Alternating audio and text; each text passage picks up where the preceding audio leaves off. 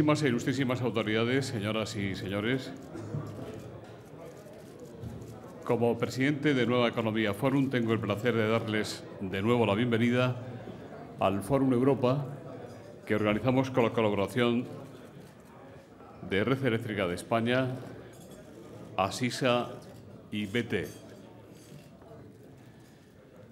Hoy tenemos la satisfacción de recibir como ponente de esta tribuna al señor Andreu Mas Colell, conseller de Economía y Conocimiento de la Generalitat de Cataluña, al que va a presentar don José Álvarez Junco, catedrático de Historia de la Facultad de Ciencias Políticas de la Universidad Complutense de Madrid.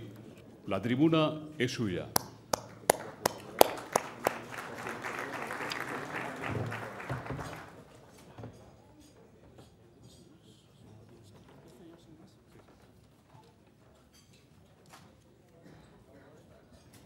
Buenos días, señoras, señores.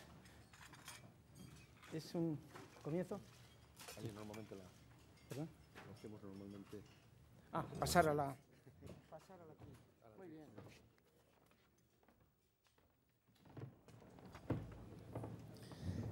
Muy buenos días a todos. Muchas gracias por esta amable invitación y muchísimas gracias a Andreu Mas Colell porque haya pensado en mí para presentarle. Tanto Andreu Mas durante la mayor parte de su vida como yo durante toda la mía hemos sido académicos y por tanto la presentación que voy a hacer aquí será principalmente de él como académico, aunque sé que la mayor parte de los asistentes esperan más bien oír al político en este momento. Yo conocí a Andreu Mas en el año 67-68 en unos pisos que teníamos en la calle Toledo, donde nos reuníamos una serie de rojos, unos eran del Partido Comunista, otros eran del PSUC, otros éramos del Felipe, pero para ponerle las cosas fáciles a la policía estábamos todos juntos. Y él estaba haciendo la mili en Marina y salía de allí por las mañanas vestido de marinerito. Y un buen día le detuvieron, recuerdo, creo que era un fin de semana o algo así, le detuvieron allá por un viernes y tuvimos que montar una operación de irnos al Ministerio de Marina a contarles un cuento de que si se había muerto no sé qué pariente cercano, no recuerdo a quién matamos cercano suyo. El coronel nos recibió muy amablemente, muy compungido, dijo que no hacía falta que fuera el lunes, que no se preocupara, que se había tenido que ir urgentemente a Barcelona. En fin, el lunes por la tarde salió de prisión y pudo solventarse todo el asunto y pudimos resolverlo sin mayores problemas. Luego él se marchó a Estados Unidos y en la misma fecha que yo, en otoño del 68. Lo que pasa es que él se quedó mucho más tiempo, hizo su doctorado en Minnesota, de ahí pasó a Berkeley, donde estuvo aproximadamente 10 años, hasta el 81, y luego a Harvard otros 10 años largos. Y ahí en Harvard nos volvimos a ver. Ya por entonces Andreu era toda una leyenda, había hecho importantes aportaciones a la teoría económica, que no intentaré yo explicar aquí porque no es mi campo, pero hizo más o menos trabajos en torno al equilibrio general neo-warrosiano y en torno a la aplicación de la teoría de los juegos a la economía. Según opinión de nuestros amigos economistas, era tan importante lo que Andreu había hecho que hacían de él un posible candidato al Nobel de Economía. En el 92-93, cuando nos volvimos a ver, era presidente de la Econometric Society y editor de Econométrica, que es una de las revistas de teoría económica más importantes del mundo. Poco antes había recibido el premio Rey Juan Carlos I de Economía. Fue la segunda persona en recibirlo tras Luis Ángel Rojo. Y hace mucho menos tiempo, en 2009, ha recibido también el premio de la Fundación BBVA Fronteras del Conocimiento, junto con Hugo Sonnenschein. Tras 25 años en Estados Unidos, a mediados de los 90 decidió regresar a Barcelona y allí impulsó el Departamento de Economía de la Universidad Pompeu Fabra, un departamento modélico hoy, muy bien clasificado en los rankings internacionales, junto con el de Economía de Carlos III, por cierto, también impulsado por antiguos minnesotos. Y eso de que esté muy bien clasificado en los rankings internacionales es algo, no necesito decírselo a ustedes, muy poco habitual en departamentos españoles. El año 2000 entró en política al ser nombrado conseller de Universidades de Cataluña por Jordi Pujol y se mantuvo en el cargo hasta 2003. Y en 2010, bajo el nuevo presidente Artur Mas, fue de nuevo conseller, esta vez de Economía. Últimamente ha evolucionado hacia posiciones independentistas, a partir, sobre todo, si no lo entiendo mal, de argumentos económicos. España detrae recursos de Cataluña porque el poder económico distorsiona el libre mercado. Cuando se dirigió a mí para que le presentara en este acto, le dije que no me identificaba con sus posiciones políticas actuales y me contestó que lo sabía y que, por supuesto, tenía derecho a decirlo. Y esto es lo que hago en este momento, en la firme creencia de que el debate de ideas, un debate respetuoso y franco, es siempre positivo. Como me ha puesto en un cierto compromiso, perdonen que consuma 3 minutos, ya sé que ustedes vienen a oírle a él y no a mí, pero para que explique un poquito a qué se debe este debate. Para explicarlo, recurriré a las ideas de otro académico español que también estuvo muchos años en Estados Unidos, muchos más que Andreu y que yo, desde luego, Juan Linz, que acaba de fallecer. Siempre es buen momento para rendir un homenaje a Juan Linz. Linz consideraba a España un caso de Estado multinacional. Multinacional porque las naciones, según él y según las teorías políticas más consagradas, no se definen por rasgos objetivos, tal como la lengua, la raza, la religión, etc., sino que se definen por un rasgo subjetivo, porque hay una cantidad importante de ciudadanos que creen que son una nación. Y según eso, dado que hay suficiente número de catalanes que creen poseer esos rasgos y que creen tener derechos políticos sobre su territorio, es imposible negarles la calidad de nación. ¿Cómo es imposible negársela a España? Por la misma razón. No es solo un Estado, como dicen los nacionalistas periféricos, sino también una nación por los millones y millones de personas que se identifican con la nación española. Linz también le tenía un enorme respeto al nacionalismo catalán, al revés que al vasco. Recordar que le tocó vivir en España algunos de los peores momentos de actividad terrorista de ETA. El nacionalismo catalán, en cambio, lo consideraba reformista, constructivo, regeneracionista, modernizador de España. A la vez, sin embargo, también anotaba que era una fuerza semi-leal a la democracia, es decir, que participa en el régimen de modo instrumental, participa en el régimen en la medida en que el régimen es útil para sus fines y en ese sentido es peligroso para la estabilidad de la democracia. Peligroso porque entre nacionalismo y democracia existe una tensión difícil de superar, porque los nacionalismos ven a la humanidad dividida en pueblos, en comunidades internamente homogéneas y claramente delimitadas, a las que debe corresponder la soberanía política. Y para la democracia moderna, el cuerpo político básico estaba formado por ciudadanos dotados de iguales derechos civiles y políticos y regidos por las mismas leyes al margen de sus rasgos culturales. Las libertades individuales y no los derechos colectivos son, pues, la base del edificio político. Si yo entiendo bien lo que los científicos sociales que se han dedicado al estudio de las naciones y los nacionalismos, y llevo ya bastantes años leyéndoles, la conclusión a la que han llegado es que las naciones no son un hecho natural y eterno, sino un fenómeno contingente, moderno, producto de circunstancias históricas concretas, lanzado por élites nacionalistas que quieren construir una estructura de poder político legitimada por ese ente ideal que es la nación. Lo que tenemos, lo que la humanidad ha tenido siempre, pero mucho más aún en el mundo moderno con la multiplicación de las comunicaciones, son sociedades enormemente complejas, compuestas por una infinita cantidad de subconjuntos y, en definitiva, de individuos que reclaman respeto hacia sus peculiaridades culturales. De ahí la simplificación que supone hablar de Cataluña como una unidad. Lo que Cataluña quiere, lo que Cataluña desea, lo que Cataluña reclama, cómo Cataluña es expoliada por España. Es una simplificación, como es una simplificación hablar de España, nada más ajeno a la realidad que el eslogan electoral de Convergencia y Unió en la última campaña, la voluntad d'un poble. Ni había una voluntad, ni había un pueblo, sino 7 formaciones políticas entre las que los ciudadanos catalanes repartieron sus preferencias. el rasgo indiscutible de Cataluña, según se demostró en aquella ocasión, como el rasgo indiscutible de España es la pluralidad. En fin, termino, porque repito que no han venido ustedes a oírme a mí. Lo que sería deseable es que el catalanismo volviera a ser la fuerza modernizadora, regeneracionista que fue en otros tiempos. Y que Andreu Mas Colell volviera, si no ya a ser académico, sí a ser un político que se dedicara sobre todo a lo que mejor conoce, que es la organización universitaria.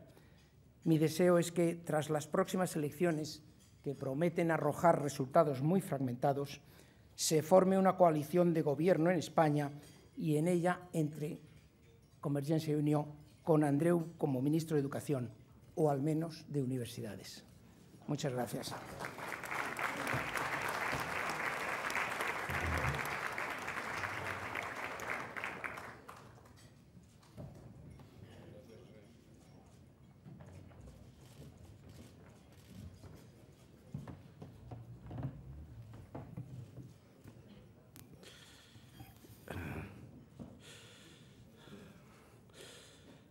Gracias, José, por recordarme viejos tiempos en la calle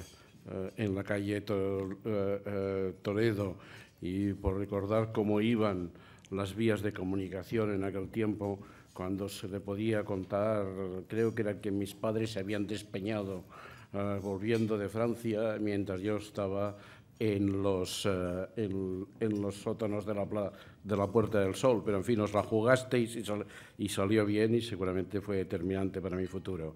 Se aprovecho después para reiterarte las gracias. Y no sé si darte las gracias o no por sugerir que me dedique a lo mío, que es universidades. Pero en fin, señores y señoras, amigos, es para mí una gran satisfacción tener la oportunidad de dirigirme a ustedes esta mañana y también lo es hacerlo para transmitir algunas reflexiones sobre los problemas que inciden sobre la relación entre Cataluña y España en el momento actual y que constituyen lo que llamaré el conflicto. No se les escapa que si hoy estoy aquí es porque soy miembro del Gobierno de Cataluña, pero aún así quiero hacer constar que me expresaré con mi propia voz. Pienso que mi punto de vista refleja la opinión de muchos catalanes, pero también me apresuro a añadir que mi posición primordial siempre será que al final del camino deben expresarse los votos y que serán los votos y solo los votos los que en suma contarán. Mi responsabilidad específica y mi bagaje profesional se encuentran en el frente económico y no duden de que les hablaré de economía. Pero aunque ello pudiera ser comprensible por mi deformación profesional, no voy a empezar hablándoles de economía. Y no lo haré porque pienso que, por decirlo así, el núcleo duro del conflicto no es económico, ni desde la perspectiva estructural, ni desde la coyuntural. Me explico. Me he referido anteriormente a los problemas Cataluña-España en plural. Y es que siempre he pensado que no nos hallamos ante un problema, sino ante tres, conceptualmente distintos, pero que se presentan de manera conjunta, entremezclados, lo que hace que la cuestión, ahora el conflicto, sea particularmente complejo de analizar. Se podría pensar que ello lo convierte en intratable, pero también podría ser que al separar los problemas y distinguirlos, las cosas no se hiciesen más difíciles, sino más fáciles. Sea como fuere, los tres problemas a los que me refiero, repito, conceptualmente distintos, serían el de la identidad, el del autogobierno y el relacionado con la fiscalidad. Creo también que, en términos estructurales, el orden de importancia de los tres es el orden en que los he enunciado, y en términos coyunturales, que es el eje de la identidad el que ha empeorado más en los últimos años y la raíz principal, por tanto, de la agudización presente del conflicto. Por lo que respecta al autogobierno, también nos hemos movido en dirección opuesta a la deseable. En el tema fiscal estamos más o menos donde estábamos, aunque el impacto de la crisis puede focalizar o debería decir desviar, atención hacia este factor. Me acabo de referir a la crisis. Lo volveré a hacer cuando aborde los temas económicos, pero no de inmediato. Es frecuente que en el exterior me pregunten si, vistas las crisis que nos consume, está justificado distraerse de los temas económicos o, expresado de una manera más natural, si este es un buen momento para el conflicto. Les contesto sin vacilar que no lo es en absoluto, pero que Cataluña no ha escogido el momento. Les aseguro que desde Cataluña lo vemos muy claro. Nos estamos defendiendo de un ataque en toda regla en el frente de la identidad y en el frente del autogobierno.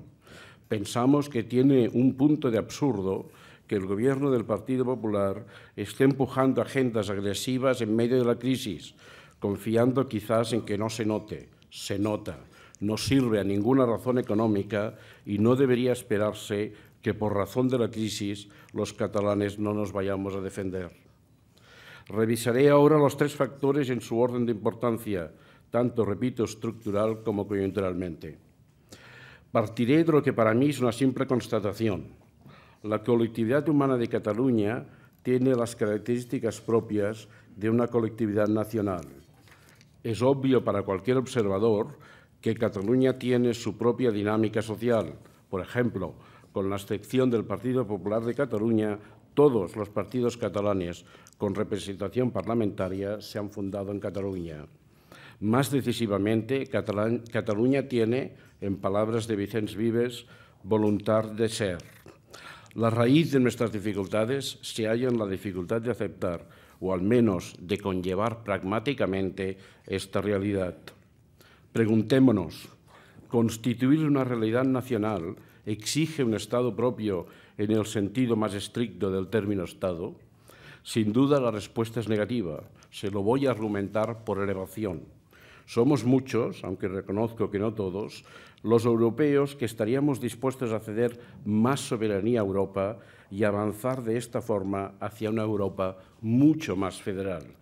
Es evidente, sin embargo, que ello no implica una voluntad de dejar de ser lo que cada uno es o de renunciar a nuestras otras, a veces múltiples, pertenencias. Y siendo esto así, ¿por qué nos resistimos muchos catalanes a tratar al marco español como al europeo? Por una razón muy simple, porque un horizonte de mayor integración europea no solo no implica una voluntad de dejar de ser lo que cada uno es, sino que tampoco la exige. De Bruselas no vamos a oír admoniciones para europeizar a los niños españoles. Europa se ha construido y solo será construible en el futuro sobre la base de un exquisito respeto a la diferencia, bien sea cultural, lingüística, religiosa o de otra índole. Parecía que también España, con el Pacto de la Transición, podía evolucionar en esta dirección, es decir, hacia un reconocimiento, aunque solo fuese de facto, de su plurinacionalidad. Por un lado, la Generalitat histórica se restauró con prontitud. Por otro, la Constitución fue un texto lleno de ambigüedades y compromisos que en aquel momento constituían precisamente su virtud. Sobre lo escrito en ella, la distinción entre nacionalidades y regiones, las dos vías de acceso a la autonomía, la proclamación del especial respeto y protección a las modalidades lingüísticas, etc., y sobre lo no escrito se podía construir un espacio que acomodase a Cataluña, seguramente con muchas fricciones, pero sin grandes traumas. Y fue por eso que la Constitución despertó grandes esperanzas en Cataluña y que una gran mayoría de su población la votó favorablemente. Todo se torció a partir del año 2000-2001. Desde entonces se acababa imponiendo la línea, lo pongo entre comillas, España, una nación. No debe extrañar que en esta línea una Cataluña que no es ni por nacimiento ni por adopción de matriz castellana se incardine mal. No me extenderé en la historia del retroceso vivido en estos años, pero quiero señalar que se ha tratado más de un problema de tribunal constitucional que de Constitución. Los tribunales constitucionales del primer periodo de la transición, de una gran calidad jurídica, priorizaron la definición y construcción de un marco democrático de convivencia capaz de incorporar en armonía horizontal y vertical la complejidad, por otro lado totalmente común en Europa, de las múltiples pertenencias. Pero ya no es así. Con el Estatuto de Autonomía su actuación fue humillante y su prioridad ahora parece ser la de interpretar la Constitución con el espíritu más homogeneizador posible y la de consolidar el fundamento doctrinal de lo que ha llamado España una nación. Muchos catalanes, creo que la mayoría, nos sentimos excluidos. El deterioro del Tribunal Constitucional ha sido espectacular y sus efectos devastadores. Basta un detalle. Que su presidente haya sido en el pasado miembro de un partido político no me inquieta, no lo creo ilegítimo, pero sí me inquietan los prejuicios del presidente en temas catalanes. Considérese las frases siguientes, no muy antiguas, por cierto. Cito: el dinero es el bálsamo racionalizador de Cataluña. Otra cita: cuando un catalán está satisfecho, lo expresa diciendo a mí me va bien. Sustituyan catalanes por bávaros, californianos o escoceses y pregúntense si su autor hubiese podido llegar a la máxima magistratura jurídica de su país o en el nuestro. Sustitúyanlo por andaluces, madrileños o la comunidad que ustedes prefieran. Como les decía, a pesar de la crisis se nos impone una agenda política de la que debemos defendernos. Y no crean que en este momento en que se nos recomienda que hay que concentrarse en la economía, el Gobierno del Partido Popular haya considerado sensato marcar una tregua. Al contrario, se va al galope. Así, la Ley de Educación, y sobre todo sus aspectos lingüísticos, constituye una provocación y va a ser fuente de gran conflictividad. Nadie debe engañarse sobre este punto. La sociedad catalana valora en grado extremo un modelo de convivencia pacífico e integrador y, por lo tanto, no va a renunciar a que el sistema educativo provee a nuestros ciudadanos de competencias elevadas e iguales en los dos idiomas oficiales. Así ha sido hasta ahora y esa es la garantía para conseguir el mantenimiento de una sociedad culta y cohesionada, en que los ciudadanos gocen de una completa igualdad de oportunidades, sea cual sea su origen. Y es, además, dada la proximidad filológica de ambas lenguas, muy fácil, diría que trivial, de alcanzar. Es perverso tratar de impedirlo. Que el catalán no se convierta en un patuá no es para los catalanes una obstinación pasajera, es una cuestión esencial de cultura y de autoestima, y también debería serlo para los españoles. Dijo el presidente Rajoy en septiembre, cito: lo prioritario es trabajar juntos para crear empleo y salir de la crisis. Me gustaría que todo el mundo lo tuviera claro y que nos concentráramos en lo que es realmente importante. Y yo diría, ¿y si su gobierno practicara esto en Cataluña, no sería mejor para todos? La situación de agudización del conflicto en la que nos encontramos no es más que la consecuencia natural de todo lo que se le acabo de explicar. La posición del Partido Popular y su gobierno se ha ido endureciendo desde el 2000-2001 y la posición catalana, y sobre todo su opinión pública, se ha ido desplazando de forma simétrica. Así es como hoy todo el catalanismo histórico ha cruzado un Rubicón, la reivindicación de una consulta en que los ciudadanos de Cataluña se pronuncien sobre su futuro. De aquellas simientes, estos cultivos. Paso ahora a ofrecer una breve consideración de otro de los factores de agravación del conflicto, el retroceso en el autogobierno y, más específicamente, la acentuación de la pulsión centralista de la Administración Central del Estado. Sobre este tema es bien sabido que no nos complace la visión centro-periferia en la ordenación de las infraestructuras, puesto que todo lo que puede decir es sobradamente conocido, me limitaré a hacer constar que en esta legislatura hemos avanzado, gracias a la inestimable ayuda europea, en el impulso del corredor ferroviario mediterráneo. En cambio, hemos retrocedido en la posibilidad de gestión individualizada y competitiva del aeropuerto del Prat. Esto parecía estar al alcance hace 2 años, pero se ha vuelto atrás. No nos complace tampoco la intensificación de la pasión uniformizadora. En las Cortes hay en este momento alrededor de 20 leyes en trámites. Todas, sin excepción, recortan competencias autonómicas. A unos les gusta, a otros nos disgusta, pero creo que todos entendemos que esta pasión está en completa contradicción con una organización político-administrativa basada en la autonomía.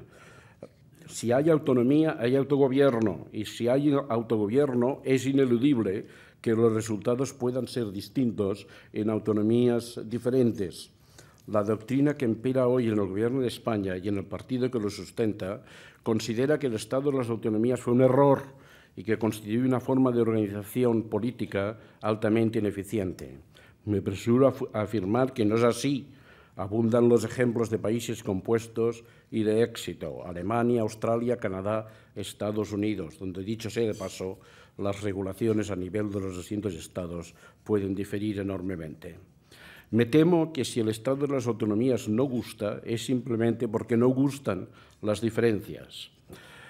Desde Cataluña pensamos que esta voluntad homogeneizadora limita a Cataluña y limita a España, y que no tiene razón de ser.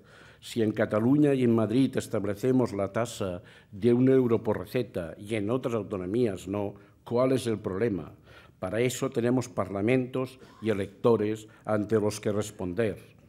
¿Por qué en Cataluña nuestras universidades, financiadas por el Parlamento catalán, deben organizarse conforme a una legislación que está muy alejada de los patrones europeos y que, en mi opinión y la de muchos, es incompatible con el impulso de la excelencia?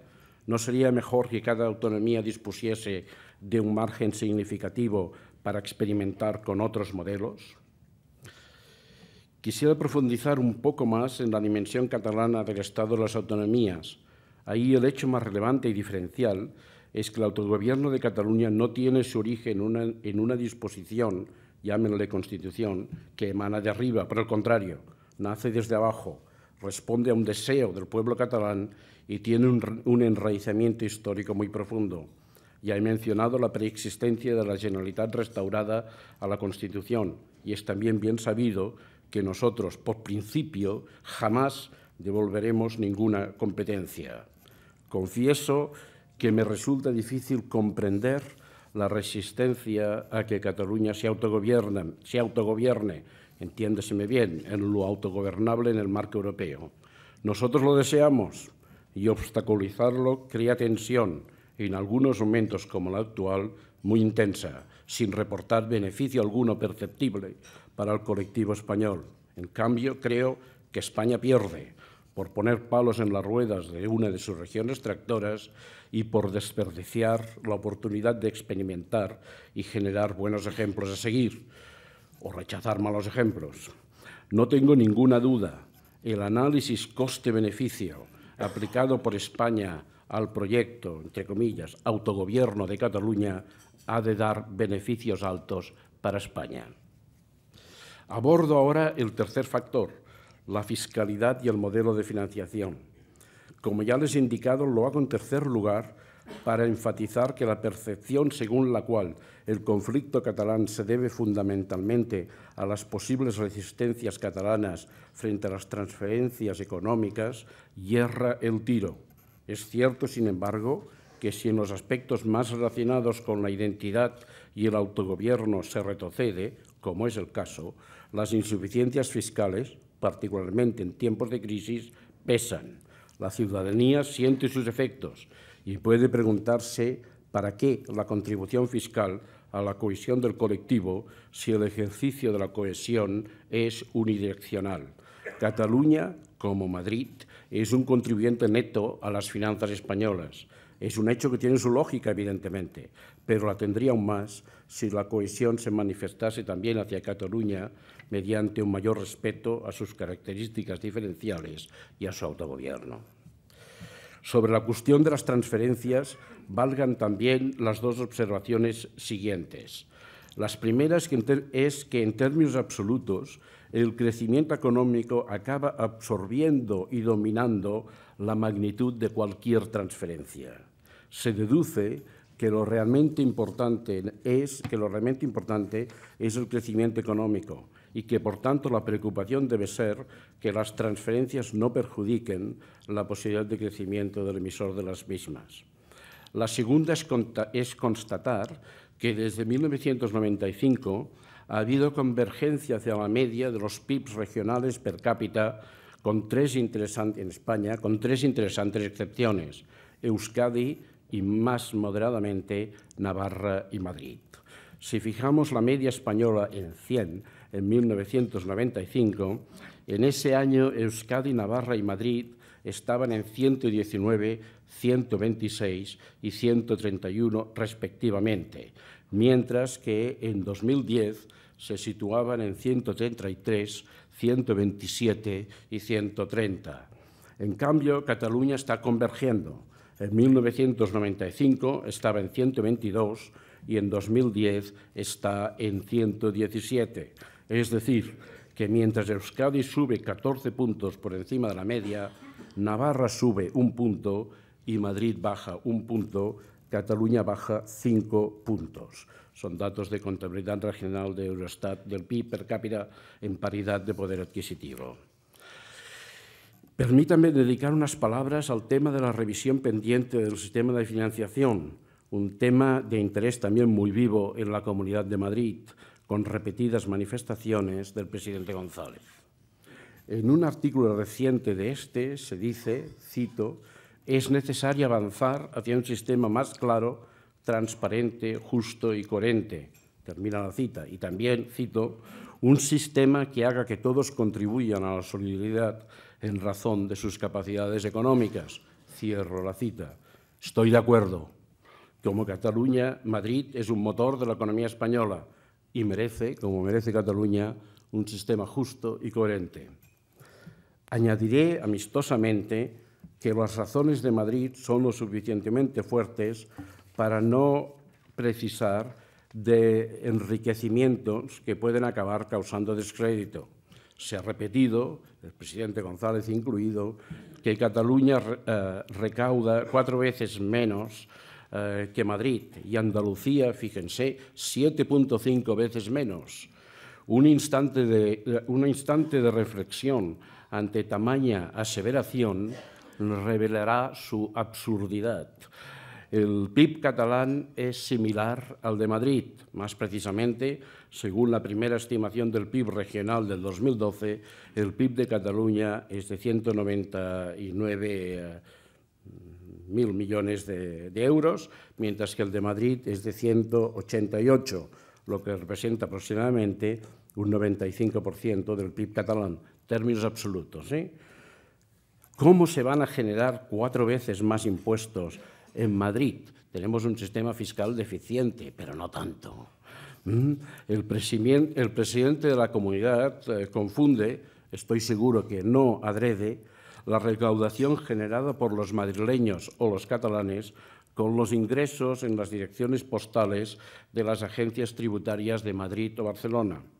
Es evidente que muchos ingresos tributarios derivados del IVA generado por transacciones en Castilla-La Mancha o de retenciones de IRPF de trabajadores en Castilla-La Mancha se ingresan en Madrid o en Barcelona, simplemente porque ahí está la sede de la empresa. Pero claro está, ni los madrileños ni los catalanes tenemos ningún derecho sobre el dinero tributario que de manera circunstancial pasa por nuestro territorio. Evidentemente, cualquier sistema de financiación sensato parte de la base de que los ingresos fiscales de un territorio se originan en las transacciones económicas en el territorio o en el trabajo de sus ciudadanos. Quiero subrayar, que en el tema de la revisión del sistema de financiación Cataluña y la Comunidad de Madrid tienen mucho camino para recorrer en paralelo. La revisión del sistema de financiación no debería ser una batalla de suma cero entre autonomías.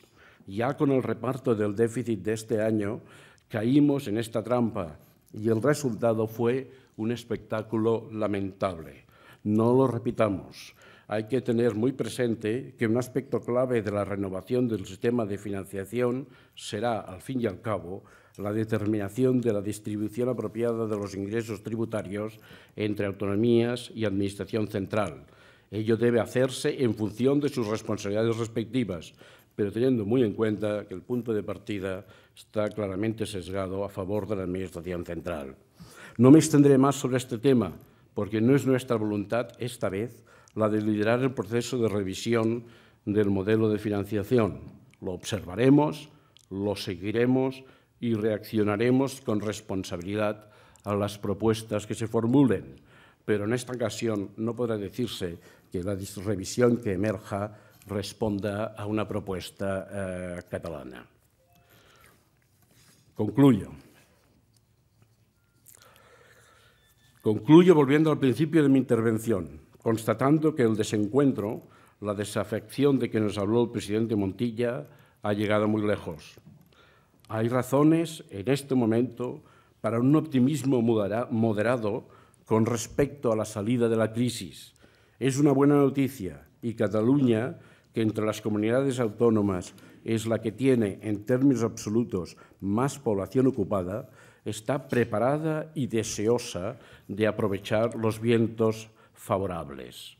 Ahora bien, la salida de la crisis por la que todos trabajamos no va por sí misma a solucionar o suavizar un desencuentro que empezó mucho antes de la crisis. Los caminos de la causalidad van más bien en dirección opuesta. Para afianzar la salida de la crisis debemos, por el bien de todos, buscar vías de distensión, de entendimiento y de negociación.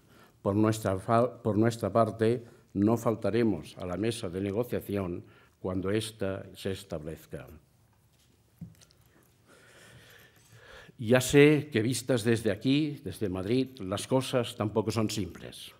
E imagino que se debaten distintas opciones sobre cómo proceder. Les diré que desde Cataluña impresiona el predicamento de la línea más dura, la que, no he dicho la prevalencia, he dicho el predicamento de la línea más dura, la que, para entendernos, me consideraría un sedicioso. No es algo, este calificativo, que me atemorice, ya que sé perfectamente bien que el marco europeo, al que no pienso renunciar, me protege. Pero en este caso mi mensaje es el siguiente y termino. Si la línea extrema acaba prevaleciendo, tengan por seguro que si no en esta generación, en la siguiente, Cataluña tendrá un Estado propio. Muchas gracias.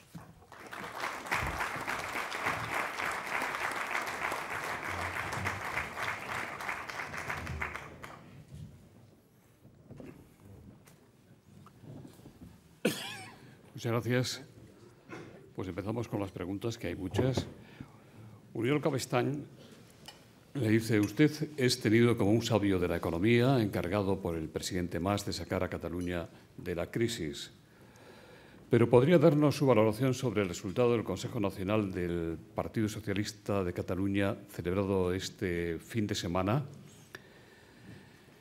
y en el que se ha resuelto por mayoría que los socialistas catalanes no apoyarán propuesta alguna sobre el derecho a decidir, ni en el Parlamento ni en el Congreso, que no pase por un acuerdo previo con el Gobierno central? ¿Significa esto que CiU pierde toda esperanza de encontrar en los socialistas catalanes la alternativa a los radicales de Esquerra Republicana? José María Triper, del Economista, dice: la marcha atrás del PSC supone el principio del fin del proceso independentista.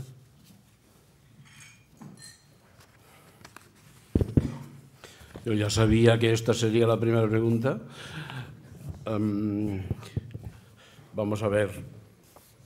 En primer lugar, mi respeto por las decisiones del PSC, un partido catalán que ha sido y que sin duda será muy importante. Yo creo que es evidente para todos que la situación del PSC, la situación política del PSC es extremadamente compleja. Por un lado, repito, es un partido catalán, tiene una relación especial con el PSOE y es claro que le incomoda encontrarse en situaciones de tener que votar distinto en el Congreso de los Diputados que el PSOE. Ya ha ocurrido 2 veces.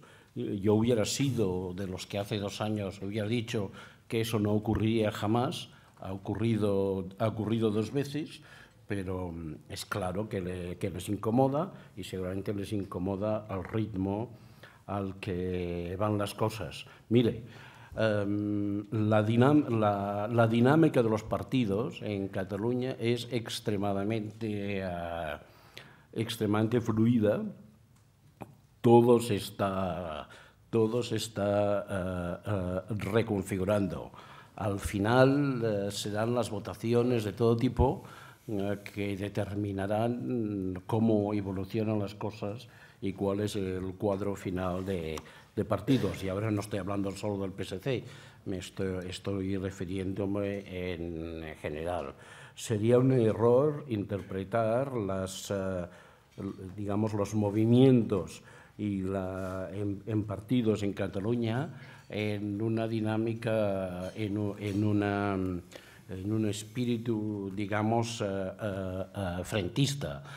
Quien piense que el PSC y el PP en Cataluña son lo mismo, se equivoca de una forma monumental.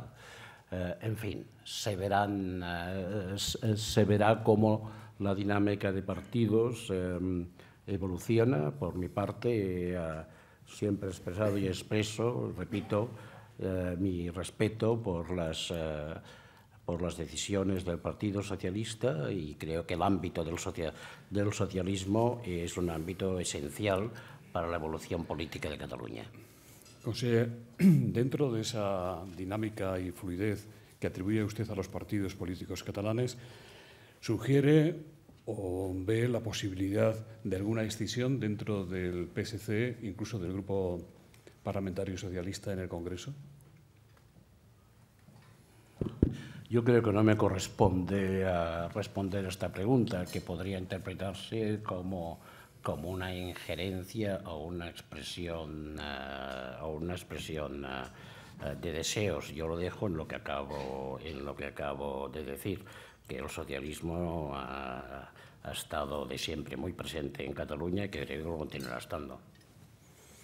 Pere Simó le pregunta si sabe usted cuál es el calendario de las balanzas fiscales, de publicación de las balanzas fiscales que prepara el Gobierno central y si está usted de acuerdo con la metodología que se está aplicando. También desde El Economista le preguntan si la publicación de las balanzas fiscales anunciada por Montoro puede desmontar el mensaje económico de la Generalitat, el España nos roba. ¿Tiene miedo a esa publicación? Ninguna preocupación por esta publicación. El calendario creo que se ha dicho que era en el mes de enero, pero en fin, a lo mejor Antonio Beteta lo sabe mejor que yo cuándo va a ser. Y sobre la metodología tampoco tengo información concreta. La metodología de las balanzas fiscales no ofrece muchas alternativas, es algo bien establecido internacionalmente, y nosotros, ya lo hemos dicho más de una vez, celebramos que el Gobierno central reconozca la relevancia de las balanzas fiscales. y publique, las calcule y publique y las publique. Y, repito, lo celebramos. También quisiéramos que, como se había hecho cada año, se nos continúe mandando la información para que nosotros podamos hacer también los trabajos técnicos sobre el particular. En este momento estamos solicitándolos. Señor Beteta, no nos inquietan en absoluto, por lo tanto. Señor Beteta, secretario de Estado, ¿quiere usted decir algo? Me temía la respuesta. Bernard García, de Expansión, dice: para el futuro modelo de financiación, ¿cree que debe fiscalizarse el dinero que va a comunidades autónomas receptoras? ¿Cree que hay que aplicar un límite a la solidaridad, como pide Sánchez Camacho, la líder del PP en Cataluña? ¿Qué ocurrirá con la tasa a los depósitos en 2014? ¿Se cobrará en Cataluña?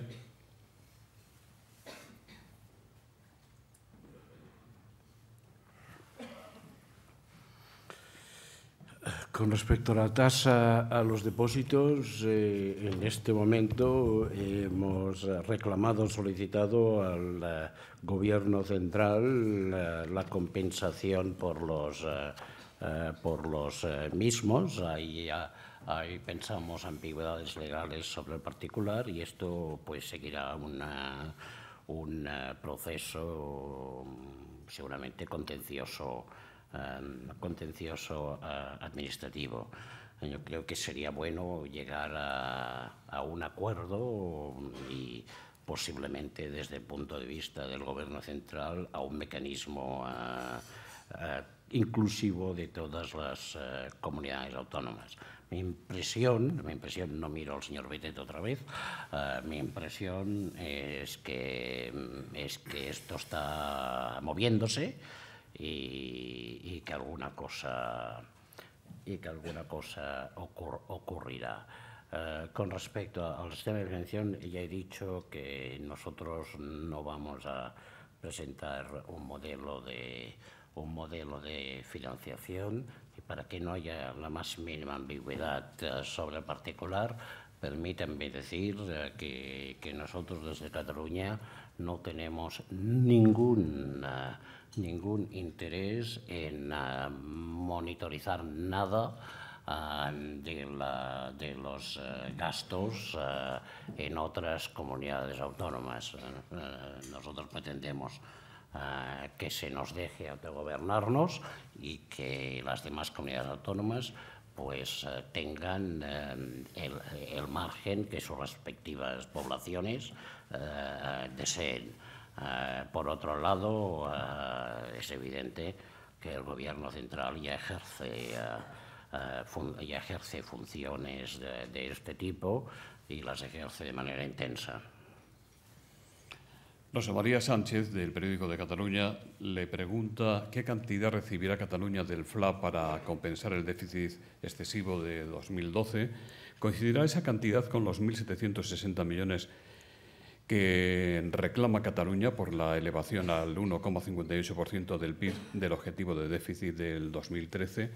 Y también Lluís Moragues le pregunta a qué pagos de deuda aplicarán ustedes esa cantidad que recibirán con cargo al FLA.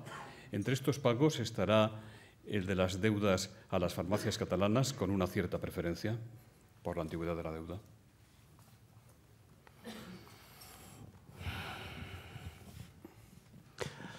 Vamos a ver, el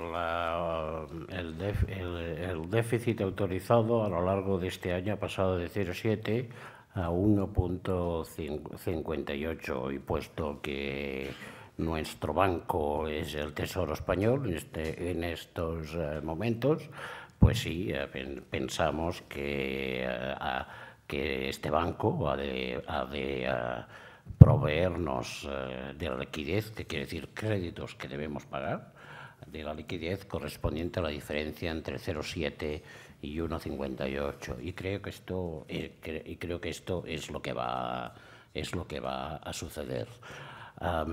Los temas de tesorería son enormemente complejos. Yo no pretenderé ahora explicarlos con detalles. Es cierto que en estos últimos 15 días hemos tenido, digamos, afectos, digamos que un malentendido, que ahora no atribuiré a qué parte, un malentendido con respecto a temas tesoreros, donde pareció que nos pareció que se pretendía de traer liquidez del fondo del FLA a causa del plan de proveedores. Pero, en fin, esto está encauzado y tengo una confianza razonable que se dispondrá de la tesorería necesaria para cumplir o al menos aproximarse a los ritmos de la ley de morosidad. Esto en particular, por supuesto, implica que las farmacias, como muchos otros receptores, y ahora no voy a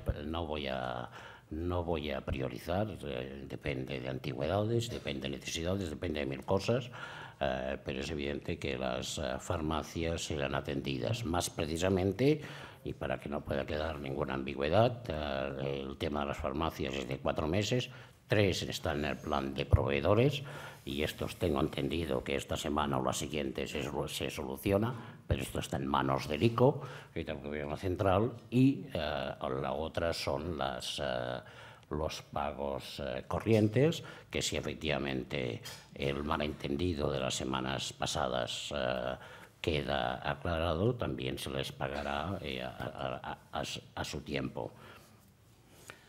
Martí Parals le dice: usted ha dicho hace unos días que podrían bajarse un poco los impuestos en una Cataluña independiente.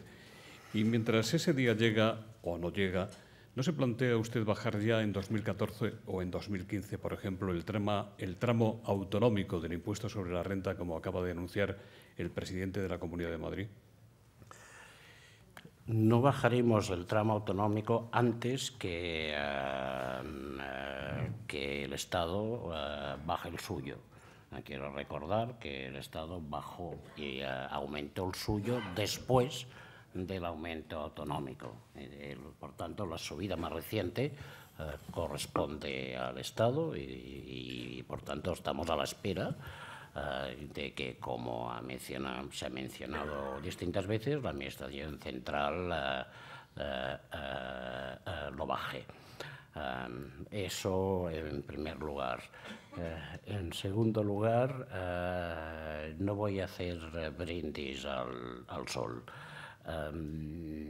Nuestra preferencia, y creo que en esto es creíble, y yo presenté en el Parlamento la propuesta de ley para bonificar el impuesto de sucesiones en su momento. Nuestra preferencia es una política de contención de impuestos. No nos gustan los impuestos elevados, y reconocemos que la competencia fiscal con la Comunidad de Madrid en algunos aspectos pues no nos conviene. Por tanto, en principio nosotros estamos por impuestos más reducidos.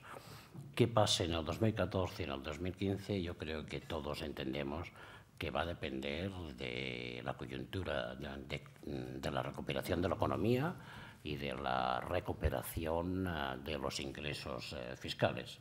Con los ingresos fiscales actuales se puede hacer lo que se puede hacer, y lo digo, el enunciado que he hecho ahora se puede aplicar al Estado, y se puede aplicar a las comunidades autónomas, y se puede aplicar a Cataluña. Al final, si la agenda europea es la de la consolidación fiscal, y si leen ustedes los periódicos estos días, continúa habiendo preocupación en ese En ese aspecto, pues en catalán decimos son favas contadas, es una cuestión de sumas y restas. Javier Blanco Belda dice, ¿han calculado ustedes el coste del balance de transferencia, es decir, lo debido al resto de los españoles por los bienes públicos que ahora administra la Generalitat por delegación del Estado? Jordi Armenteras, de RACUN, ¿cómo pasaría las pensiones o el paro un futuro Estado independiente catalán? ¿Se están abordando este tipo de debates? La primera pregunta no la entiendo, o sea que no la voy a responder. La segunda, la agenda política ahora es el referéndum o la consulta. Es evidente que un tema como cómo funcionaría económicamente un Estado catalán independiente o miembro de la Comunidad Europea es un tema académico fascinante y, por lo tanto, estoy seguro que hay muchos académicos en las universidades de Cataluña y fuera que están estudiando este tema. Desgraciadamente, los servicios técnicos de nuestra consellería son limitados, son aún más limitados que eran por las políticas de austeridad, y les aseguro que gestionar la tesorería, preparar presupuestos y negociarlos nos ocupa al 100%. Andreu Fons dice, ¿de verdad cree usted que una Cataluña independiente se incorporaría desde el primer momento a la Unión Europea y mantendría sin interrupción su estatus actual, incluida la moneda única, el euro? ¿Por qué acepta usted ceder soberanía a Europa y rechaza pertenecer al Estado autonómico español, que concede a las regiones más autogobierno que el que tienen otras regiones europeas, como por ejemplo en Francia, Bélgica o Italia, y muy próximo al nivel de los Länders alemanes? ¿Un eventual periodo de cuarentena o de suspensión de la pertenencia de Cataluña a las instituciones europeas no sería fatal para Cataluña?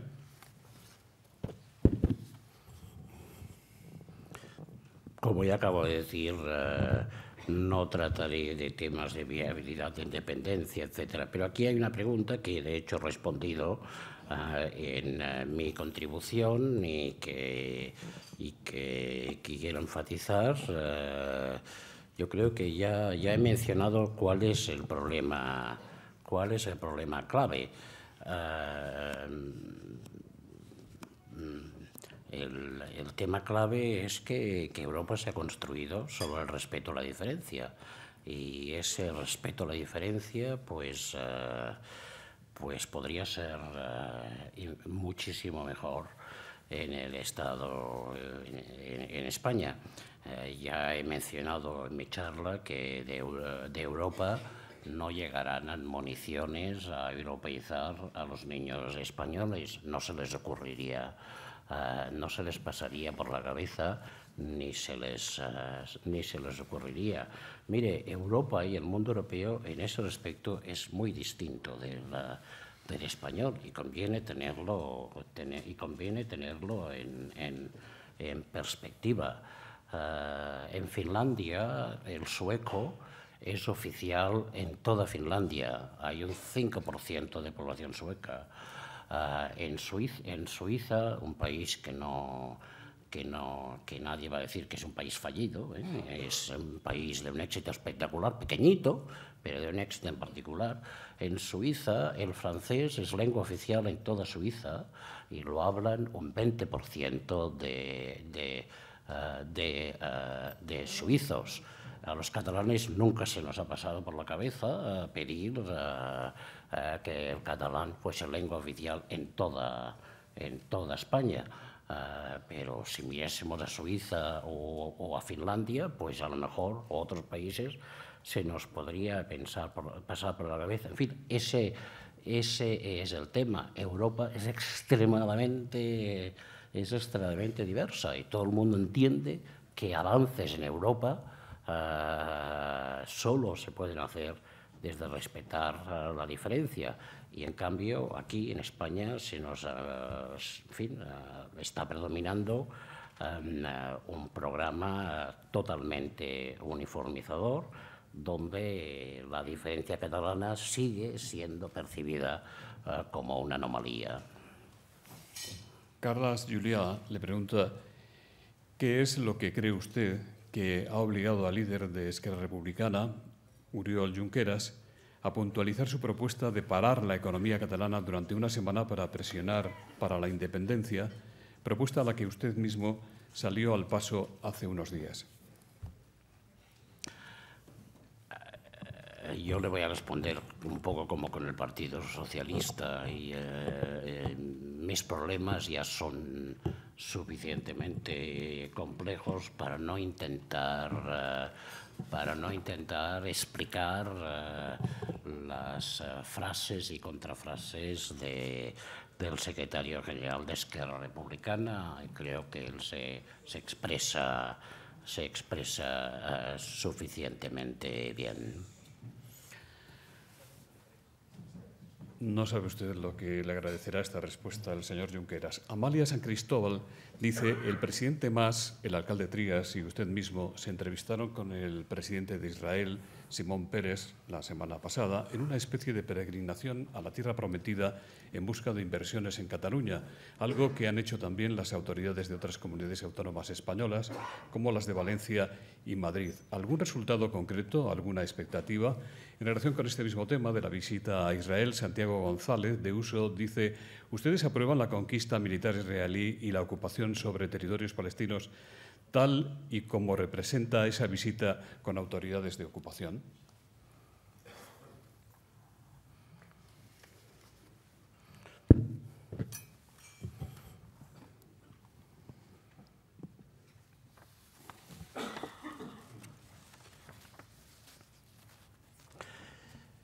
En la segunda parte son muchas las delegaciones europeas que van a Israel y, por lo tanto, esta observación supongo que se podría hacer para todas ellas. Es evidente que hacer una visita basada digamos, en contactos para temas económicos de investigación y de innovación con Israel no implican posicionamientos sobre la configuración final de la región, de aquella región.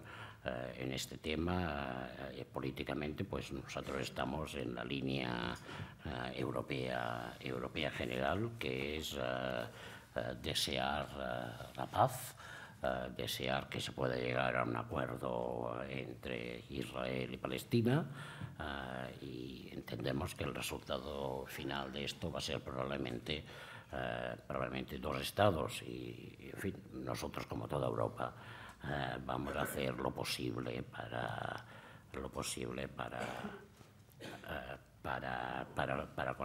conseguirlo. Eso aparte, está claro que son también muchos los europeos, y esto incluye a muchos catalanes, que sentimos admiración por un país que se ha construido desde cero, en condiciones extremadamente complejas, y que obviamente tiene derecho a existir y afianzarse. El viaje fue un viaje, repito, por razones económicas y para contactos de investigación e innovación.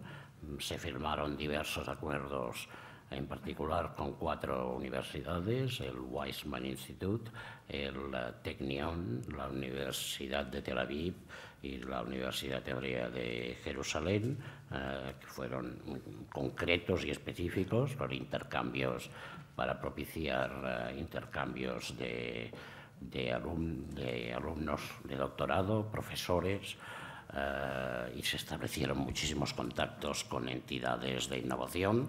Israel ha sido enormemente exitosa en los temas de innovación. Nosotros creemos que la base, digamos, el aspecto de la investigación, podemos prácticamente hablar de tú a tú con Israel, pero no en la innovación. Y por tanto fuimos por un lado a aprender. Es muy distinto, alguna cosa se puede aprender, pero no hay relaciones dinámicas. Y por otro lado también a interesarles. Allí tienen una palabra que utilizan constantemente, un ecosistema muy desarrollado, inmensamente desarrollado, y para los que seguramente Israel se les hará pequeño. O sea que efectivamente les invitamos a que se vinieran por aquí, que miraran, que nos examinaran, y tenemos la confianza de que encontrarán cosas de interés. Dicho esto, es evidente que en un tema como en este, los intereses de Cataluña y los intereses de España están perfectamente alineados. O sea que estábamos trabajando para Cataluña, pero está claro que haciéndolo también estábamos trabajando para España. Fermín Cifuentes dice, para hacer caja y cuadrar el presupuesto con el 1% de déficit que exige el presidente Rajoy, usted ha puesto en venta hasta la propia sede que ocupa su consellería en la Rambla, pero Esquerra Republicana le ha puesto la proa para que no siga con el plan de privatizar 14.000 viviendas sociales propiedad de la sociedad pública catalana Incasòl. ¿Seguirá adelante con este plan? ¿Qué alternativas se está estudiando? ¿Es realista la propuesta de Esquerra de privatizar solo suelo no construido?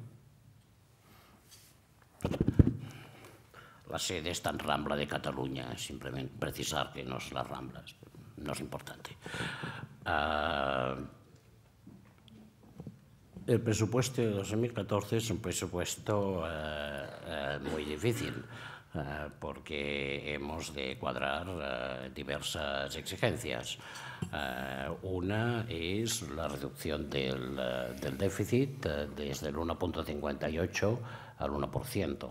Otra es la reducción, que no comprendemos, de los ingresos por adelantos del sistema de financiación, que a pesar de que la economía tiene que ir mejor el año próximo, representan 500 millones menos que el año 2013. Repito, no lo entendemos y quisiéramos que se revisase. O sea, por un lado los ingresos del sistema de financiación baja, por otro lado queda más ajustado. Y por otro, hemos llegado al límite en la reducción global del gasto departamental. Cataluña en los últimos 3 años, el gasto departamental, es decir, no incluyendo intereses, ha bajado un 22%. Y, en fin, y una prueba de la situación límite en la que estamos es que este descenso del gasto público ha incluido la disminución de las compensaciones salariales de los trabajadores públicos, que este año 2013 y será así otra vez en 2014, a menos que el tema del impuesto de depósitos funcionase, van a reducirse, van a mantenerse reducidos en un 7%, es decir, hemos eliminado una paga extra. Creo que esto debe ser prueba suficiente de que en gasto estamos en el límite. Por tanto, si no bajamos el gasto y nos bajan los ingresos y se hace más estricto el objetivo de déficit, pues hay que aumentar ingresos.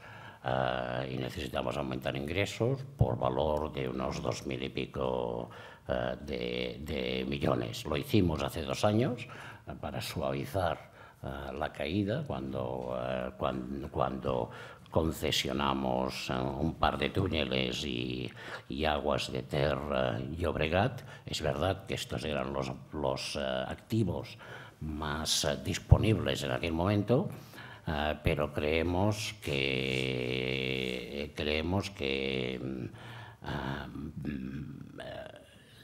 y estamos trabajando con una comisión que está elaborando distintas opciones y programas. Creemos que hay más margen para generar ingresos, y dejo al margen que nosotros continuamos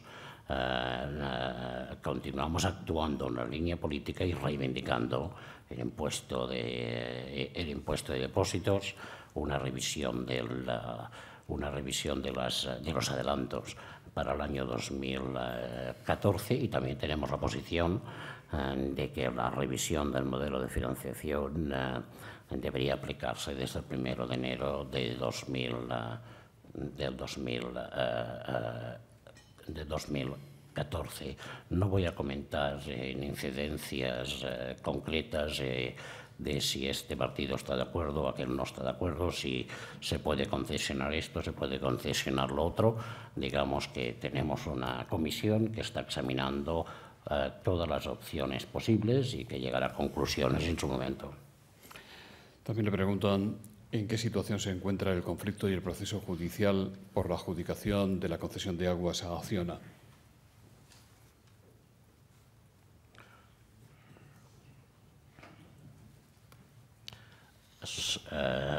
Sigue su camino. Desde nuestro punto de vista, el proceso de adjudicación se hizo perfectamente bien, está adjudicado, el servicio de agua está funcionando. Esto es lo que nos importa, lo que al final verá el ciudadano, y mientras tanto el proceso judicial, repito, sigue su camino. Tengo confianza de que saldrá bien desde nuestro punto de vista. En cualquier caso, evidentemente, los jueces deberán determinar. En fin, los jueces, repito, determinarán. Yo creo que nos debemos ir acostumbrando a que en estos procesos concesionales implican, y especialmente en esta situación de crisis, intereses económicos tan grandes que todos vendrán acompañados de procedimientos judiciales. Aquí no va a haber nadie que deje de apelar si se puede apelar. Y ya para terminar, y prácticamente como empezamos con el mismo tema, Seo Freixas, de Cataluña Radio, le pregunta cómo valora usted el aviso ayer del presidente Rajoy en el sentido de que no permitirá que nadie juegue con la soberanía nacional, ni con divisiones ni enfrentamientos. Carlas Castellón, de TV3, dice: estos últimos días la prensa y en otros foros de Madrid dicen que las ansias soberanistas de Cataluña se han calmado. ¿Qué tiene que decir al respecto? Y José María Triper, del Economista, dice: de su intervención me ha parecido entender que plantea un enfrentamiento o un frente Cataluña-Madrid de cara a la reforma del sistema de financiación autonómica. ¿Esto es así?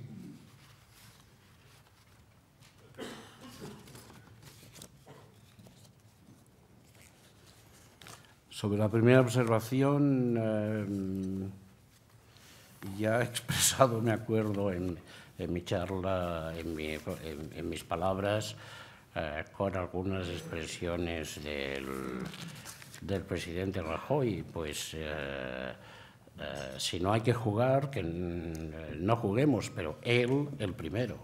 La ley de educación no la hemos presentado nosotros. Y el retroceso en el autogobierno no lo hemos hecho nosotros. Es decir, todo este programa de por razón de la crisis, y como la crisis es lo más importante en este momento, yo aprovecho para recentralizar, para disminuir las competencias de las comunidades autónomas y en particular de Cataluña para meterme en temas lingüísticos, etcétera, pues esto es, lo he dicho, es el elemento principal de lo que está ocurriendo, o sea que actuar en consecuencia. Creo que he sido bastante explícito sobre el particular. El segundo era, perdone, la segunda... sí, parece que la sensibilidad... miren, no...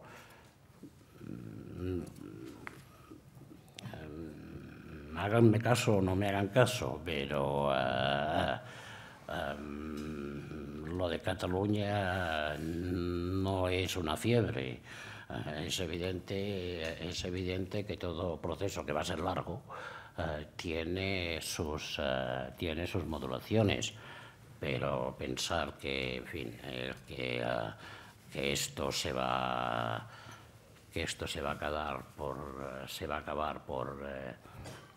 digamos, por desánimo o porque la situación económica cambie, pues engaña. Y yo creo que la mejor prueba es mirar al pasado, y lo más probable es que el futuro sea como el pasado, si las condiciones de contorno son exactamente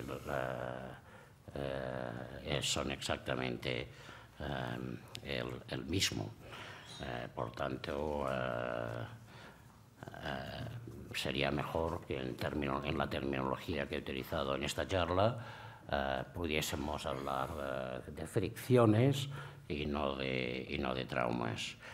Y lo del Frente Cataluña-Madrid, esa sí que sería buena, sería curiosa, pero no he sugerido tal cosa, he dicho en paralelo, en fin, es evidente que dos comunidades autónomas que contribuyen en términos netos a la caja común han de ver algunas cosas de manera semejante, sin necesidad ni de hablarse, simplemente por su posición en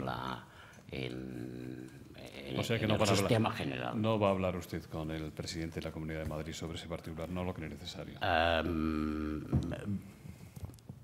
Me he encontrado muchas veces en el Consejo de Política Fiscal y Financiera con mi homólogo, con el señor Osorio, y las relaciones siempre son muy correctas y cordiales, como por otro lado también son con el señor Beteta. Muchas gracias. En nombre de Asisa, Red Eléctrica de España y BT, el delegado de esta última en Cataluña, Eduardo Lafid, va a despedir el acto.